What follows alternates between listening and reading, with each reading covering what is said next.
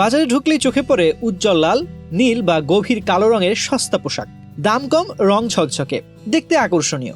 কিন্তু এই বাহ্যিক চাকচিক্যের আড়ালেই লুকিয়ে আছে এমন এক নীরব স্বাস্থ্য ঝুঁকি যার নাম অনেকেরই অজানা, অ্যাজোডাই।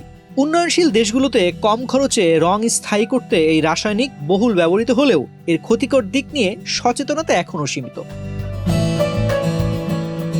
বিশেষজ্ঞদের মতে অনেক অ্যাজোডাই মানবদেহের জন্য নিরাপদ নয়। ঘাম, ত্বকের ঘর্ষণ কিংবা উচ্চ তাপমাত্রার সংস্পর্শে এলে এসব রং ভেঙে তৈরি হয় অ্যারোমেটিক অ্যামাইনস, যা আন্তর্জাতিক গবেষণায় সম্ভাব্য ক্যান্সার সৃষ্টিকারী উপাদান হিসেবে চিহ্নিত। ত্বকের সূক্ষ্ম রন্ধ্র দিয়ে এই রাসায়নিক ধীরে ধীরে শরীরে প্রবেশ করে রক্ত প্রবাহে মিশতে পারে।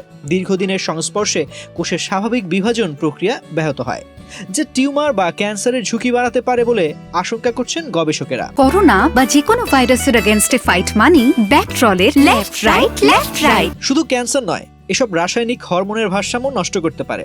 এন্ডোক্রাইন ডিসরাপশন নামে পরিচিত এই প্রক্রিয়ায় থাইরয়েডের সমস্যা, প্রজনন ক্ষমতা হ্রাস এবং শিশুদের ক্ষেত্রে বিকাশজনিত জটিলতার আশঙ্কা তৈরি হয়। বিশেষ করে শিশুদের ত্বক পাতলা হওয়ায় এবং কোষ বিভাজন দ্রুত ঘটায় তাদের ঝুঁকি তুলনামূলক বেশি।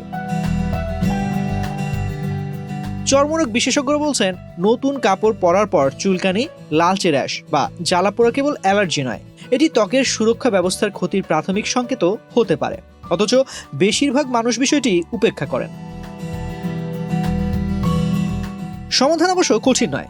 নতুন কাপড় কেনার পর অন্তত 2 থেকে 3 বার লবণ বা ভিনেগার মেশানো পানিতে ধুয়ে নেওয়ার পর পরা উচিত। এতে আলগা রং বা ক্ষতিকর কেমিক্যাল অনেকটাই কমে। কেনার সময় আন্তর্জাতিক মানদণ্ড অনুযায়ী সার্টিফিকেশন ট্যাগ যেমন OEKO-TEX লেখা আছে কিনা সেটিও দেখা জরুরি। অতিরিক্ত গাঢ় বা কৃত্রিম রঙের পরিবর্তে প্রাকৃতিক বা হালকা রঙের সুতি কাপড় বেছে নেওয়াই নিরাপদ।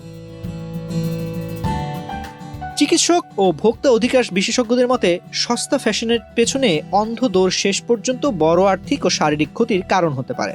আর যে পোশাকটি কম দামে কিনে আনন্দ পাচ্ছেন, কাল তার চিকিৎসা ব্যয় আপনাকে নিঃস্ব করে দিতে পারে।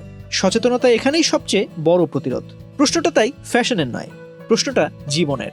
তো আজ এ পর্যন্তই। স্বাস্থ্য বিষয়ক এমন নানা পরামর্শ পেতে বাংলাদেশ প্রতিদিনের সাথেই থাকুন।